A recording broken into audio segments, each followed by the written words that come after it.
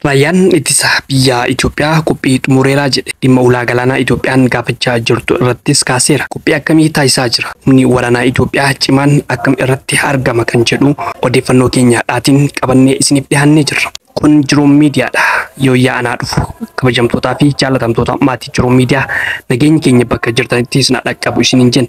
Dhimma raayyaa ittisa biyyaa irratti qophii xumureera jedhe irratti qophiin inni xumureera jedhu qophii akkamiiti? Raayyaan ittisa biyya Itoophiyaa hoo maal irratti argama kan jedhu odeeffannoo tokko qabadhee isiniif dhiyaadhee jira. Osoo gara odeeffannoo keenya bal'inaatti isin hin dabarsin dura namoonni Jiruum Miidiyaadhaaf haarawaa taatan yookaan subscribe hin godhin subscribe gochuudhaan maatii Jiruum Miidiyaa akka taatan isiniin jenna. Akkasuma like share gochuudhaan nu jajjabeessaan dhaamsa keenya gara guutuu odeeffannoo keenyaatti isin dabarsina. Isinis hamma xumuraa dhufaan turaan affeerraa keenya.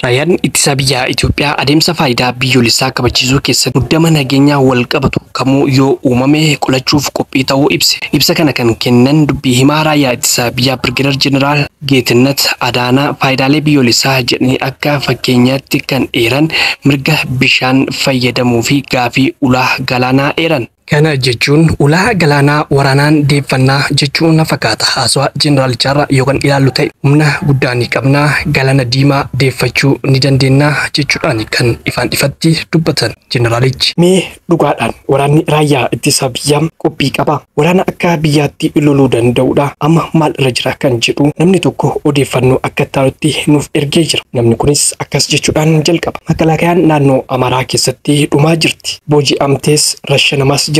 Dhibbantaan 75 waraanni raayyaa ittisa biyyaa naannoo Amaaraa keessatti du'aa jiru ilmaan Oromooti. Lafa irraa dhumaa jirti. Ilmaan Oromoo dhiigaan Oromoo ta'an jechuudha. Waraanni raayyaa ittisa biyyaa Oromiyaa keessa jirtu dhibbantaan 80 Amaaraadha. Ajajoonnis Amaaraadha. Kanaaf akka horiitti kan Oromoon qalamaa jiru kan uummata Oromoo Wallaggaa Bahaa, Kiraamuu Giddaa akkasuma Aabbee Dangooraa fi Amiruu keessatti buqqisaa jiru walta'iinsa uummata Amaaraa Oromiyaa keessa jiru ajajoota waraanaa sabaan Amaaraa ta'anidha. Uummanni Amaaraa guutumaan guututti qotee bulaa of fakkeessee qabsoo hidhannoo gaggeessaa jira. Hidhattoota faannoo wanti jedhamu hin jiru. Guutumaan guututti uummata Amaaraattu wareera banee jira. Uffata siviilii uffachuun meeshaa dhokfachuun makalaakayaa bira oolu.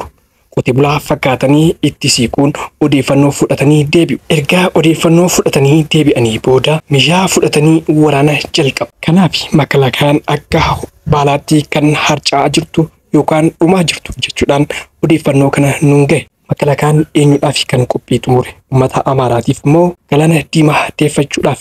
Dhiyeenya kana Jeneraalonni lama EBC Afaan Oromoo irratti gaafiif deebii godhaniini makalaakayaan qophii isaa xumureeraa jechuudhaan kan dubbatan. Waraanni waraana gandaatiin wal loluu hin dandeenye waraana biyya biraatiin akkamitti wal lolee galaana diimaa deeffachuu danda'a. Irra caalaa immoo waraanni makalaakayaa qophii qaba jedhan irra caalaan isaanii hooggantoonni Amaara waan ta'aniif maqaa booji'amuu jedhuun faannutti harka kennataa jiru. Waraanni biyya keessatti walii galuu hin dandeenye biyya biraatiin ulaa galaanaa deeffadha jechuudhaan akkamitti wal loluu danda'a? Akkamitti immoo qophii xumure jechuu danda'an gaafii nama hundaati. Moo maqaa galaana diimaa fudhadha jedhuun ilmaan Oromoo faannuudhaan ficcisiisuu barbaade laata? Siyaasni garamii fi akkam akka deemu hin beekamu. Kanaafuu qeerroon Oromoo fi qarreen Oromoo of eeguun barbaachisaadha. Kuni dhaamsa Jiruum Miidiyaati. Egaa hordoftootaa fi kabajamtoota maatii Jiruum Miidiyaa odeeffannoo dhimma makalaakayaa irratti qabannee isiniif dhiyaannee hanganuma. Odeeffannoo keenya biraatti isin dabarsina. Odeeffannoo keenya biraatti osoo isin hin dabarsin dura namoonni Jiruum Miidiyaadhaaf haarawaa taatan yookaan subscribe hin godhin subscribe gochuudhaan maatii Jiruum Miidiyaa akka taatan akkasuma like share gochuudhaan nu jajjabeessaan dhaamsa keenya gara odeeffannoo ittaanutti isin dabarsinaa. Isinis hamma xumuraa nu faana turaan affeerraa keenya. Keeniyaan namoota maqaa hojiitiin waraana Yuukireenii akka seenan taasifamuuf turan to'annoo jala oolchuu ibsiteerti. Poolisiin Keeniyaa lammiilee ishee 20 ol ta'an carraa hojii Raashiyaa ni jira jechuun argaman Ruusiyaaf akka lola gara Yuukireenii ergamuuf turan hambisuu beeksiseera. Poolisichis iddoo magaalaa guddoo Naayiroobii irraa achi bahee jirutti hojiin cadallii sanadoota imalaa fi xalayaa hojiis jalqabameera jedheera. Namichi dhuunfaa namoota gara Ruusiyaa erguuf jedhames qabamuu qorannoo irratti gaggeeffamaa jiraachuu himameera. Dhiyeenya kana atileetiin Keeniyaa Raashiyaaf osoo loluu qabame. gowwoomfamuudhaan hojiin ni jira jedhamee garana akka dhufe himamee ture. Keeniyaatti namoonni hojii sobaatiin gowwoomfamuu jiran dabalaa dhufuu ibsame. Namoonni Raashiyaa hojiin ni jira jechuun gowwoomfamaa jiranis mallaqa daddabarsaa doolaara 1,500 kafalus himamee jira. Yuukireenii lammiilee Keeniyaan dabalataatti lammiilee Somaaliyaa, Sooriyaa, Toogoo, Kuubaa fi Sirilaank waamichaan booji'anii akka jiran ibsameera. Yuukireen lammiilee Afrikaa hedduu boojitee akka jirtu ibsuun biyyoonni irraa dhufan garuu isaan deebisuuf fedhii hin qaban jetteerti. Waldaan qorannoo Oromoo guyyaa har'aa magaalaa Finfinneetti bakka pirezidaantiin mootummaa naannoo Oromiyaa obbo Shimallis Abdiisaa fi aangawoonni mootummaa garaagaraa argamanitti yaa'ii waliigalaa isaa taasisee jira. Waldichi fulbaana 19 bara 2015 miseensota 33 hundaa'ee yeroo ammaa miseensota 150 ol horachuun hojii qorannoo fi qo'annoo garaagaraa seenaa waloo Oromoo irratti xiyyeeffate hojjetaa jira. Guyyaa har'aas yaa'ii isaa waliigalaa gaggeesseen raawwii hojii baroota darban gamaggamuu fi kitaabota waggoota 3 darban waldichaan qophaa'an 7 eebbisiisee jira. Kitaabni waldichaan maxxanfaman afaanota 3 afaan Oromoo, afaan Amaaraa fi afaan Ingiliffaan qophaa'eera. Dhuma irrattis waldichi hojii gara fuulduraa hojjechuuf karoorfate irratti mari'atee kallattii kaa'uun yaa'ii isaa goolabee jira.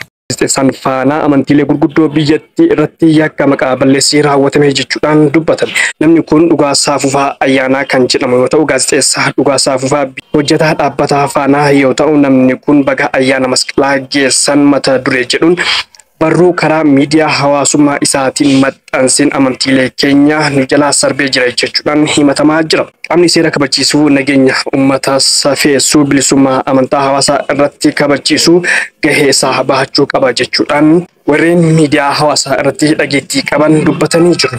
Gaazexeessaan kun maal jedhee kan jedhu akka taanutti isiniif qindeessee jira. Baga ayyaana masqalaa geessan nuti waaqa hin liqeeffanne yoo eebbisnus waaqa uumaa waam. Absee Gibee Maramoo Saglan Dikaa Abukoo Abbaa Bulguu Gaafa Abbaa Boorichaa Maramaa Jiijoo Dishee Abbaa Booraa Awaakee Dikaa Carraakaa Dikaa Oofoo Abbayaa Jaashaa Konnoota Nagaasaa Dikaa Oofaa Sarbaa Jarrii haadha Abbaafaa maqaa waamne isaanis nu dhagahu qaalluu qe'ee keenya maal goonaan waaqa kadhaa bahaa fagoo giddu galeessaa fi biyya Arabaa kana jechuun amantiileen biyya Arabaatii dhufan maal godhuu waaqeffannaa yookaan immoo maal godhuu gabbarraa jechuudhaan amantaa musliimaa waan tuqee fakkaata as biratti akka natti fakkaatetti kun barruu gaazexeessaa Dhugaasaa Fufaa Ayyaanaati.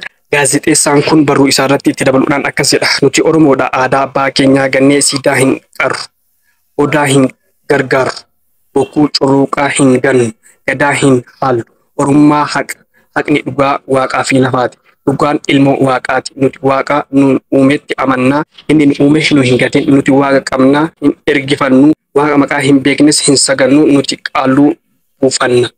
Ateetee facaafannaa. Dhangalaasnee baafnaa. Waaqa Oromoo kadhannaa. Waaqa Israa'elii fi waaqa Arabaaf.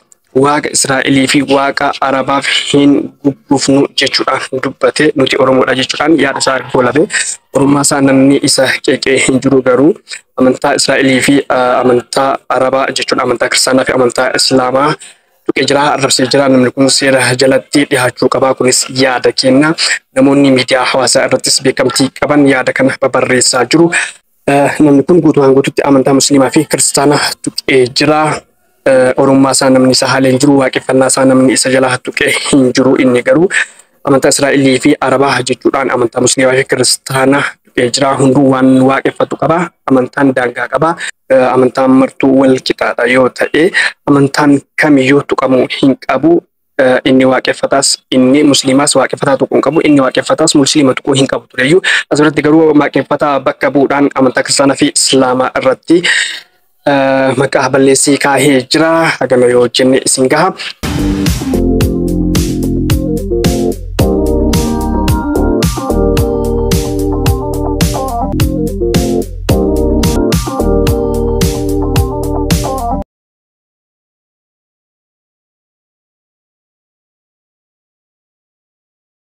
Egaa hordoftootaa fi kabajamtoota maatii Jiruu Miidiyaa odeeffannoon keenya guyyaa har'aa qabannee isiniif dhiyaanne hanganuma.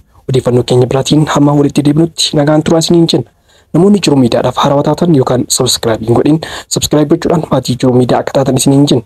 Akkasuma laayik sheer gochuudhaan nu jajjabeessaan dhaamsa keenya waan wajjin turtaniif galatoomaa ulfaadha.